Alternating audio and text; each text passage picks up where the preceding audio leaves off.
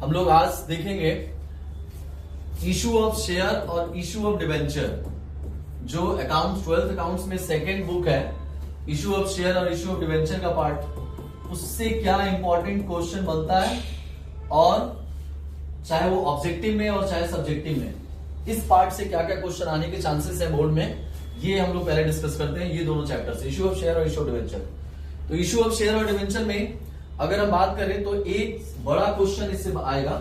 एक जो बड़ा क्वेश्चन है वो तो फिक्स है, प्रोराटा अलॉटमेंट का। आपका प्रोराटा अलॉटमेंट, जिसको हम लोग ओवर सब्सक्रिप्शन वाला टॉपिक से बोलते हैं, प्रोराटा अलॉटमेंट, उससे एक क्वेश्चन आना है आपका, फिक्स है।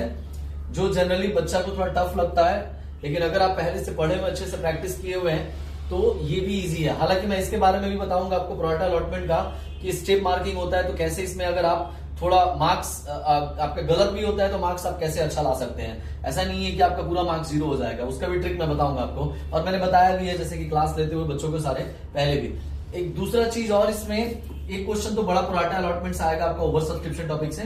एक और जो छोटा क्वेश्चन है और जो फिक्स से आना है, कौन सा है? मतलब consideration other than cash, consideration other than cash, ये वाला जो टॉपिक है, इससे आपका फिक्स है कि क्वेश्चन आना है, चाहे वो शेयर से हो चाहे डिवेंचर से हो।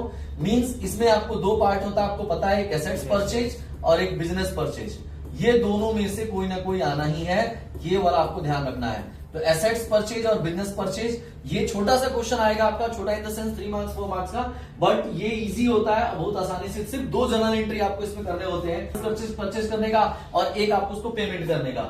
Assets account debit to vendor, और फिर vendor account debit to share capital, to debentures या टू बैंक, टू कैश, जिस भी मोड से आप पेमेंट कर रहे हैं उसको हम क्रेडिट कर देते हैं। तो ये एक इजी क्वेश्चन है, एसेट्स परचेज। बिजनेस परचेज में आपका क्या हो जाता है, एसेट्स अकाउंट डेबिट होता है, ये साथ में बिजनेस खरीदेंगे तो उसमें एसेट्स नहीं, आपका लायबिलिटी भी रहेगा, तो हम लायबिलिटी को भी क्रेडिट करेंगे। तो assets account debit to liability, और उसके बाद से आपका साथ में टू वेंडर हो जाता है। वेंडर में कौन सा अमाउंट आता है, परचेज कंसिडरेशन, जितना में हम बिजनेस को परचेज करेंगे वो अमाउंट जाएगा। अब अगर परचेज कंसिडरेशन पहले से क्वेश्चन में गिवन है तो हम उसको लिख देंगे, तो फिर एसेट्स और लायबिलिटी का अमाउंट जो है उसको हम इक्वल करने की कोशिश करेंगे, बोथ साइड, डेबिट और क्रेडिट साइड। और अगर इक्वल नहीं हो रहा है परचेज कंसिडरेशन लिखने के बाद, अगर हमने जैसे एसेट्स अकाउंट डेबिट कर दिया, फिर उसके बाद से टू लायबिलिटी हमने कर दिया और टू वेंडर किया, इसमें आपका परचेज कंसिडरेशन का अमाउंट आएगा जितना हमने खरीदा, इसमें एसेट्स का अमाउंट, इसमें लायबिलिटी का। अब ये इक्वल होना चाहिए। अगर ये इक्वल नहीं हो रहा है तो डेबिट साइड में कुछ कम पड़ेगा।